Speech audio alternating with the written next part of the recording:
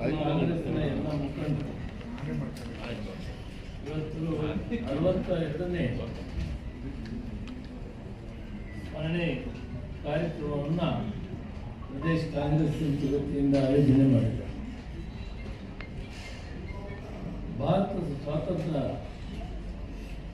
ಹೋರಾಟದಲ್ಲಿ ಗಾಂಧೀಜಿಯವರ ಅನುಯಾಯಿಗಳಾಗಿ ದೀರ್ಘಕಾಲ ಜೈಲುವಾಸ ಮಾಡಿದಂಥವರು ಪಂಡಿತ್ ಜವಾಹರ್ಲಾಲ್ ನೆಹರು. ಈ ಭಾರತದ ಸ್ವಾತಂತ್ರ್ಯ ಬಂದ ನಂತರ ಮಹಾತ್ಮ ಗಾಂಧಿಯವರ ಮಾರ್ಗದರ್ಶನದಲ್ಲಿ ಅಖಿಲ ಭಾರತ ಕಾಂಗ್ರೆಸ್ ಪಾರ್ಟಿ ಪಂಡಿತ್ ಜವಾಹರ್ಲಾಲ್ ನೆಹರು ಅವರನ್ನು ಪ್ರಧಾನಮಂತ್ರಿಯಾಗಿ ಮಾಡಿ ಬಹಳ ಮುಖ್ಯವಾದಂಥ ದೂರದೃಷ್ಟಿ ಯೋಜನೆಗಳನ್ನು ಅವರು ಮಾಡಿದ್ದಾರೆ. ಪಂಚವಾರ್ಷಿಕ ಯೋಜನೆಗಳು ಬಹಳ ಮಹತ್ವವಾದಂಥ ಫಲಿತಾಂಶವನ್ನು ವ್ಯವಸಾಯದ ಬಗ್ಗೆ ಹೆಚ್ಚು ಗಮನ ಕೊಟ್ಟು ವಕ್ರಾನಂಗಲ್ ಡ್ಯಾಮ್, ಹಿರಾಕೂಡ್ ಡ್ಯಾಮ್ ಅಂತವು ಬಹಳಷ್ಟು ಉತ್ತರ ಭಾರತದಲ್ಲಿ ಪ್ರಾರಂಭ ಆಯಿತು. ವ್ಯವಸಾಯ 100 80% ಜಾಸ್ತಿ ಅವಲಂಬನೆ ಇತ್ತು ಭಾರತ ದೇಶದಲ್ಲಿ. ಸುಮಾರು 35 ಕೋಟಿ ಜನ ಇದ್ದಂಥ ಕಾಲ. ತದನಂತರ ಅವರಿಗೆ ಹೊರದೇಶದಲ್ಲಿ ವಿದ್ಯಾಭ್ಯಾಸ ಮಾಡಿ ಆ ದೇಶಗಳ ಆಗುಹೋಗುಗಳನ್ನು, ಅವರ ಆರ್ಥಿಕ ಪರಿಸ್ಥಿತಿಗಳನ್ನು ಕಂಡು ಕೈಗಾರಿಕಾ ಕ್ರಾಂತಿ ಆಗದಿದ್ದರೆ ಆರ್ಥಿಕ ಭದ್ರತೆ ಬರುವುದಿಲ್ಲ, ಆರ್ಥಿಕ ಸ್ಥಿತಿಗತಿ ಸರಿ ಹೋಗುವುದಿಲ್ಲ ಅಂತೇಳಿ ಅವರು ಬಹಳ ಬಲಿಷ್ಠವಾದಂಥ ರಾಷ್ಟ್ರಗಳನ್ನು ಕಂಡು, ಆ ಕಾಲಕ್ಕೆ ಜರ್ಮನ್, ಜಪಾನ್ ಇಂಥ ರಾಷ್ಟ್ರಗಳು ಆರ್ಥಿಕವಾಗಿ ಬಹಳ ಚಿಕ್ಕ ರಾಷ್ಟ್ರಗಳಾದರೂ ಕೂಡ ಜಗತ್ತಿನ ಮುಂಚೂಣಿಯಲ್ಲಿ. ಅದರಿಂದ ಸಾರ್ವಜನಿಕ ಉದ್ಯಮಗಳನ್ನು ಸ್ಥಾಪನೆ ಮಾಡಿ ಬಹುತೇಕ ದಕ್ಷಿಣ ಭಾರತದಲ್ಲಿ ಕರ್ನಾಟಕದಲ್ಲಿ ಮಾಡಿದಂಥದ್ದು ಇನ್ನೆಲ್ಲಿ ಮಾಡೋಕ್ಕಾಗಿಲ್ಲ ಅಂತ ಅನಿಸ್ತಾರೆ. ಸುಮಾರು 6 BJML, BEML, BHEL, BEL, ITI ಇವೆಲ್ಲವನ್ನು ಲೆಕ್ಕಾಚಾರ ಮಾಡಿದ್ರೆ ಅರ್ಧ ಎಷ್ಟು ಮುಂದಾಲೋಚನೆ ಇತ್ತು. ದಕ್ಷಿಣ ಭಾರತದಲ್ಲಿ ಕೇಂದ್ರ ಸ್ಥಾನ ಬೆಂಗಳೂರು. ಅದರ ಕಾರಣ ಇವತ್ತು ರಾಷ್ಟ್ರದಲ್ಲಿ ಬಹಳ ದೊಡ್ಡ ಸಿಲಿಕಾನ್ ಸಿಟಿಯಾಗಿ ಬೆಂಗಳೂರಿನ ಹೊರಹೊಮ್ಮಿದೆ. ಅವರ ದೂರದೃಷ್ಟಿ ಕೈಗಾರಿಕೆ ಬಹಳ ಮುಖ್ಯವಾದ, ಯಾಕಂದರೆ 180% ಅವಲಂಬಿಸಿದೆ. ಅದರ ಚಿಂತನೆಯನ್ನು ಮಾಡಿ ಈ ಡ್ಯಾಮ್ಸ್ ಕಟ್ಟುವನ್ನು ಮಾಡಿ ನೀರಾವರಿಯನ್ನು ನಾವು ಮಾಡಿದರೆ ಮಾತ್ರ ಈ ದೇಶದಲ್ಲಿ ಜನ ಎಲ್ಲ ನೆಮ್ಮದಿಯಾಗಿ ಬದುಕಬಹುದು ಅಂತ. ಮತ್ತು ಶಾಂತಿ, ತಾಳ್ಮೆ, ಯಾವುದೇ ವಿಷಯದಲ್ಲಿ ಕೂಡ ಚಿಂತನೆ ಮಾಡಿ ತೀರ್ಮಾನಗಳನ್ನು ತೆಗೆದುಕೊಳ್ತಾರೆ.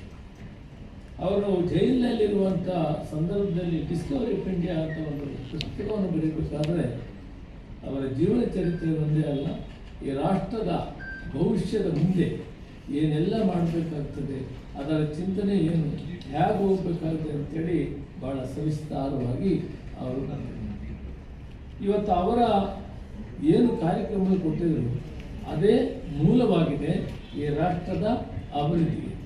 ಆದ್ದರಿಂದ ನಾವೆಲ್ಲರೂ ಕೂಡ ಇವತ್ತು ಪಂಡಿತ್ ಜವಾಹರ್ಲಾಲ್ ನೆಹರು ಸ್ಮರಣೆ ಮಾಡೋದ್ರ ಜೊತೆಗೆ ಅವರ ಚಿಂತನೆ ರಾಜಕೀಯವಾಗಿ ಅವರಿದ್ದಂಥ ಕೆಲವೆಲ್ಲ ಮೇಡಮ್ ರಾಣಿ ಸತೀಶ್ ಅವರು ಮತ್ತು ಉತ್ತರಪ್ಪನವರು ಉಲ್ಲೇಖ ಮಾಡಿದ್ರೆ ನಾನು ಮತ್ತೆ ಅದನ್ನು ಮಾಡಿದ್ದೇನೆ. ಯಾವ ರೀತಿ ಒಂದು ರಾಜಕೀಯದಲ್ಲಿ ಒಬ್ಬ ರಾಷ್ಟ್ರ ನಾಯಕರಾಗಿ, ಒಂದು ಕಾಂಗ್ರೆಸ್ ಪಕ್ಷದ ಮುಖ್ಯಸ್ಥರಾಗಿ ಅವರು ವಿರೋಧ ಪಕ್ಷಗಳ ಜೊತೆಯಲ್ಲಿದ್ದಂಥ ಒಂದು ವಿಶ್ವಾಸ, ನಂಬಿಕೆ ಮತ್ತು ಅವರನ್ನು ಯಾವ ರೀತಿ ನೋಡಬೇಕನ್ನೋ ವಿಷಯದಲ್ಲಿ ಅವರ ಚಿಂತನೆ ಇತ್ತಿಲ್ಲ. ಅದು ದೇಶದ ಪ್ರಗತಿಗೆ ವಿರೋಧ ಪಕ್ಷಗಳು ಒಂದು ಮಾರ್ಗದರ್ಶನ ಆಗಿದೆ. ವಿರೋಧ ಪಕ್ಷದಲ್ಲಿ ಮಾತಾಡಿದ್ರೆ ಸರ್ಕಾರ ನಡೆಸೋದು ಕಣ್ ತೆಗೆಯೋಕ್ಕೆ ಅವಕಾಶ.